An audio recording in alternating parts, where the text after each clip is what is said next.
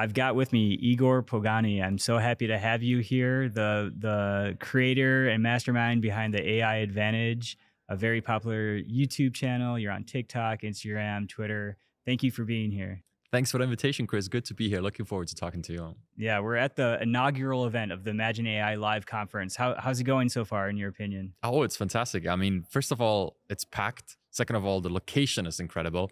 Third of all, the people are so curious. You just talk to random people on the hallways, I guess, and you get into different conversations. Everybody has a different angle, coming at it from a different industry. And whenever you can post the same question 10 times, you get 10 different answers. And the speakers are great. The atmosphere is amazing.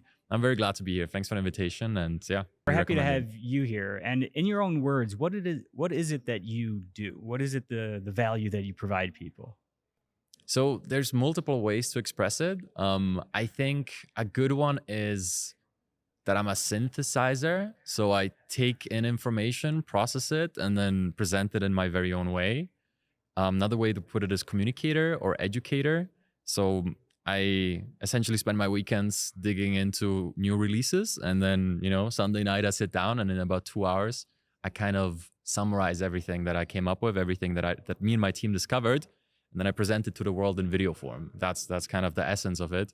But obviously it can take many forms, many different AI tools, many different developments, and I have to adjust. That's my job. My job is organizing the chaos that is AI. Yes, and being consistent with it and not taking breaks, I imagine. And because that's the hardest part. Yeah, that is the hardest part. Yeah, it is. Content creator. So really the secret there is, having a team that keeps you accountable, because when you know that the video editors are waiting for upload Wednesday night, it doesn't matter what you feel. You just got to get it done. Yeah, definitely. So what was the aha moment with AI for you? I was always trying to stay up, just naturally, even if I look back like 18 years ago when I was 12, I was always super interested in technology. I'll answer a question here in a second, but like even if I got a new phone, one of those flip phones back in the day, I was always the one weird kid that like pulled it up, went into the settings, and then had to look at every item in the menu. I had to go for everything, try everything out. Like, ooh, the camera has like all these settings. Let me see what's up with that. then when I got into snowboarding, I like grabbed the camera and started filming it naturally, right? There was nothing behind it. As I mentioned to you in another conversation, for me, this is YouTube channel number 5. I've always been doing it on the side. So the aha moment with AI for me was really, it was twofold. One was when I found out about DALL-E in, I think that was summer 22. It just blew my mind. That's where I went into that rabbit hole for the first time. Didn't really end up like using it because I didn't even have access, right? That was in early access at that point. I think that was DALL-E 2.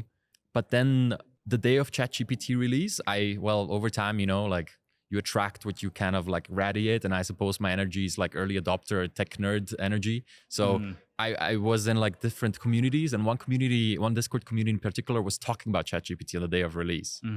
So when I got my hands on it, first of all, I was intrigued. Then I was excited. And eventually I was just blown away by it. And I was like, I spent all this time ideating and writing is not my strongest suit.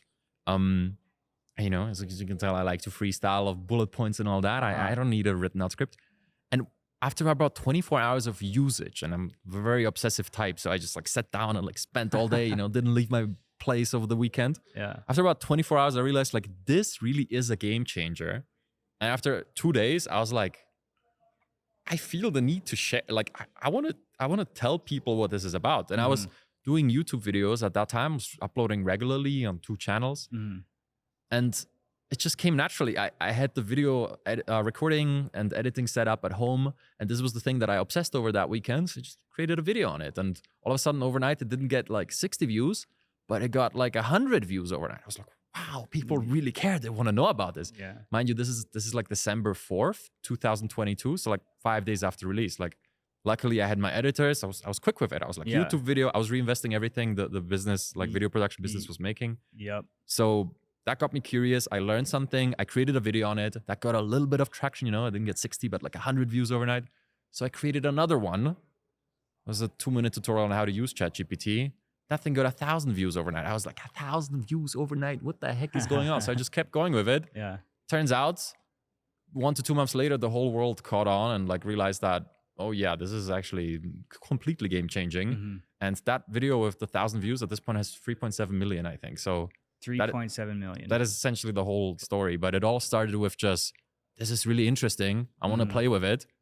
And then I just turned around and shared what I learned. And ever since then, I've just been repeating, following the curiosity, and then turning around and teaching people what I found.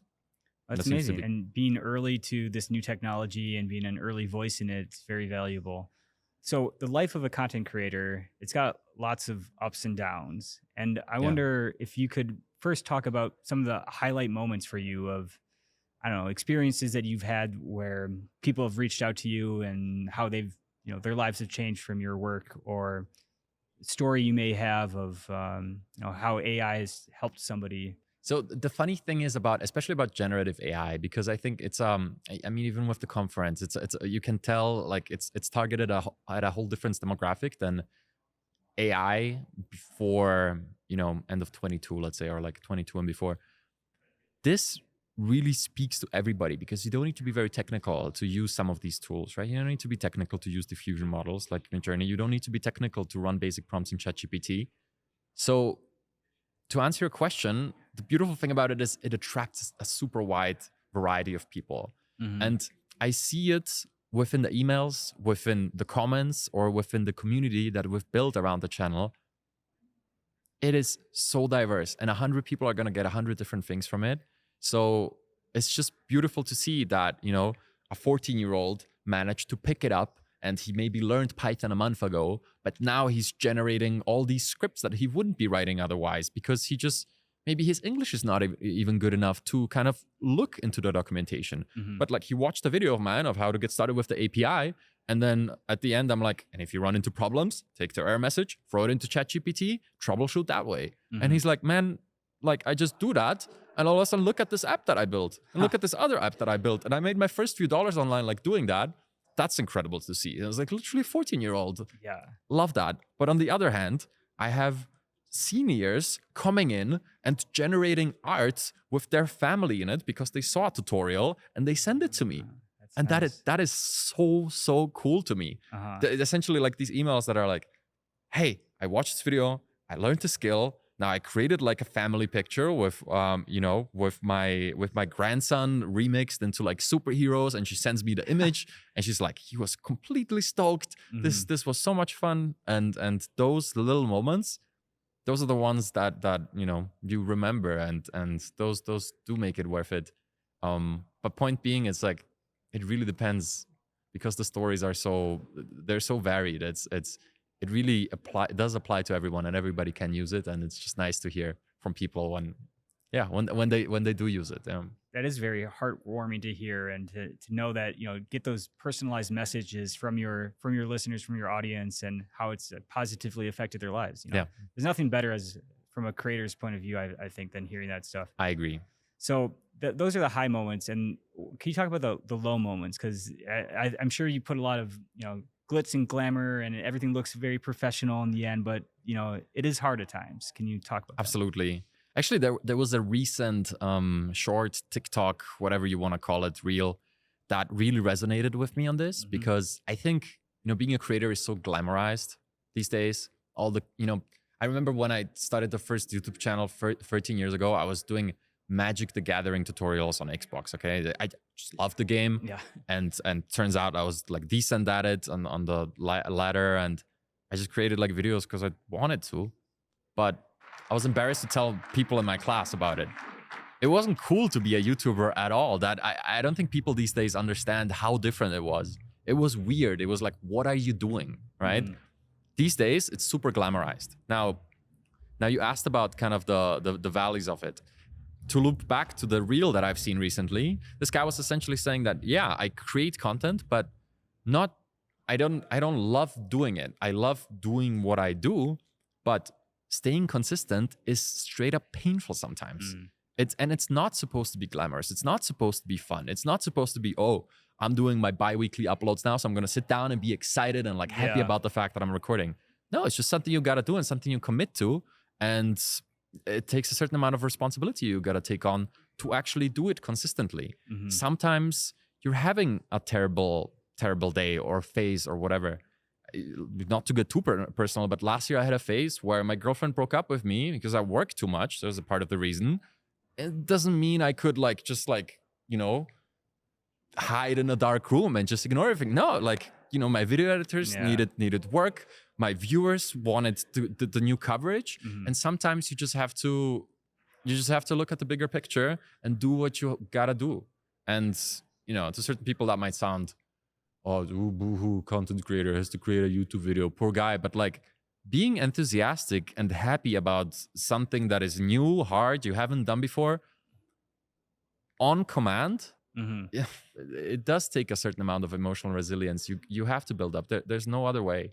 The whole creator thing might start from a place of excitement and joy, but if you do it for years, that's not how life works. You can't always operate at that. So, I think ultimately you just have to have a certain amount of discipline, because if you're just gonna do it when you feel like it, there's no way that's gonna work. Have there been any rules or boundaries you set up for yourself as you're trying to work on this life-work balance? This idea is something that is very popular in society, and I completely threw it out the window, actually relatively recently, because I realized there's no such thing. If you do this, you're always on. I'm in the shower, I'm in the car, I'm always thinking always it, yeah. Even after this, right now that you brought that up, I figured that we have to have an upload today, and we're in the middle of the thumbnail ideation process, and they're waiting for my feedback on it. Yeah. So right after this, I'm gonna it's always there. I'm talking, and now I actually had an idea for how we could position the video thumbnail, because it's about a new tool that can process videos. So I just had an idea. I'm not gonna go into detail how to place that in the frame. You're always working, so there's no balance. The only thing that works is an integration where it's really you just work all the time, but also you live all the time, and you gotta kind of make it a lifestyle. I definitely feel you there. And then, that's the only way. Finding a partner that understands that and appreciates that is very important. Yeah. And I'm lucky that my wife does understand the That's obsessive part of it, and the need to be, working every day. Yeah. You don't take Saturdays and Sundays off. It's a different mode of functioning. And, what I'm appreciative is that I just love the space so much, and that there's always new stuff coming out, and that's interesting. And so you're learning, and then you're teaching what you learn to your audience. Yeah. And it's like a fulfilling cycle. Yeah. And that keeps me going. And is that what keeps you going as well? It does. And there's these moments that I kind of anchored in my head where, I was just grateful to be able to do what I would have been doing anyway in a lot of cases. I love new tech. Yeah. As I told you about. I love new tech, and a lot of times, even if I might not feel like creating something, I can always find a space inside of myself where I'm happy to look at the new thing and figure out what it is. And if I can kind of tune into that and then think about how many other people are going to benefit from me tuning into that little space where I want to learn something new, that works pretty consistently. But again, the big answer for me to all that is consistency. And the answer to consistency is having somewhat of a format. If you're just trying to freestyle it, that's the beauty of podcasts, right? You have a format that you follow, you have a conversation. But when you're just doing these educational videos, if you don't have a specific format, like I cover the new apps of the week every Monday or something like that, it becomes really hard over time, because you got to reinvent the wheel every single time you sit down to create a new idea. So that is kind of probably a hack that you'll find more creators that have been doing it since a year retreat to. You can't be reinventing the wheel every single time. You need some guidelines. Otherwise, it's just, if everything is an option, then it's too much. And the format and getting in the process with your team, and it becomes this, machine after a while, and you just feed the machine with new content. They need it too. So one more question. What are you most anticipating about the future of AI? Ooh, it's a good question. There's many ways to answer that, because it really depends on what you do, right? But I think you're asking for me personally, so I'll answer that for me personally. I'm excited for the point where it actually starts changing the world, because I think right now we're not at that point yet. I think there's a lot of hype, but I don't think there is a big shift in how people operate in their jobs before ChatGPT and after ChatGPT. I think it's significant, don't get me wrong, but I don't think it's this 10x productivity unlock that a lot of people talk about. I think it's rather marginal. If I look at my workflow and my video creation process, maybe 15, maybe 20%, but sometimes only maybe 5 are AI, right? And I try to use it as much as I can. But it's not this thing where it's like, hey, I was able to produce 1 video a week and I'm able to produce 10 a week, right? Like that didn't happen yet. And that's also the case for most industries. So I personally am excited for that. I know that it is completely fair to also be super anxious about that moment because everybody's kind of like realizing that it's coming. But I always try to be on the, on the positive side of things, just because I believe that humans are super good at adapting. And if you study history a little bit, I mean, if you just read Sapiens by Yuval Noah Harari, like just that one book, you'll realize how resilient and how adaptive we are. And I like to believe that we'll be able to do that even in the face of this massive technological change that obviously is coming. And I personally am excited for that moment where it's actually going to start reaching deeper than just, ideation or being an assistant, but like this future of autonomous agents actually doing things, because it's going to reshape the world as we know it. And as I say, I'm answering that for me, right? I understand that I'm a 30-year-old technologist that makes a living of covering this and gets excited about these things ever since I remember. And I understand that not every person is like that, but nevertheless, I'm optimistic about the future. I think humans have always adapted and will be able to figure it out yet again. And I can't wait to see what the world with, 5 years down the line where this technology matures a little bit is going to look like. Well, Igor, you found the right conference in being here. We're so happy to have you here and as a speaker. Looking forward to our panel discussion tomorrow. Yeah. Thanks so much and have a good rest of your conference. Thanks, man. Wonderful talking to you and looking forward to our talk tomorrow.